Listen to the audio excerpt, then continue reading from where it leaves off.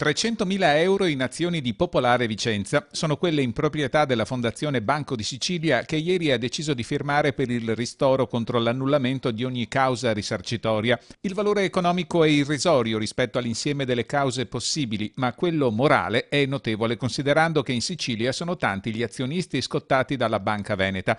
Questo uno dei motivi che ha portato i vertici delle banche venete a far slittare la chiusura dell'offerta da ieri a martedì prossimo 28 marzo, perché più si concilia, meno va messo nel fondo di accantonamento rischi cause e di conseguenza più si liberano risorse per tenere in piedi le banche, che comunque hanno chiesto il sostegno dello Stato in una vicenda che oggi a Sveglia Veneti l'assessore allo sviluppo economico della Regione Veneto ha definito una voragine economica oltre che finanziaria. Intanto costa 11 miliardi complessivamente il crack delle due banche più altre, insomma, che voglio ricordare di più dei danni fatti dalla Prima Guerra Mondiale. Ma dopo c'è anche un problema di indotto, perché sarà addirittura difficile quantificare la voragine. Per l'assessore le colpe di questo disastro veneto non sono solo di presidenti, amministratori delegati e consigli di amministrazione passati. Il tema è la Banca d'Italia, che doveva controllare, non ha controllato. I revisori dei conti che certificavano i bilanci di queste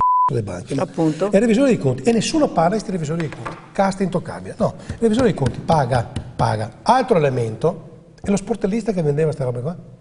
Cioè quando ti arriva un cliente che è cliente tuo da 30 anni, che lo conoscete e savi tutto, e questo cliente ha 83 anni e ti dice guarda che mi 100.000 euro quasi, tutto quello che ho, dove mettiamo? E lo sportellista dice te compro mia obbligazione della banca e il cliente ti domanda ma sei sicuro? E lo sportellista dice, lui che è tecnico, sì, come un bot, tu sei un lazzarone schifoso come il membro del consiglio di amministrazione che ha truccato i conti. Lo dico, se qualcuno vuole denunciarmi mi denunci, ma tu sei un lazzarone schifoso come l'altro.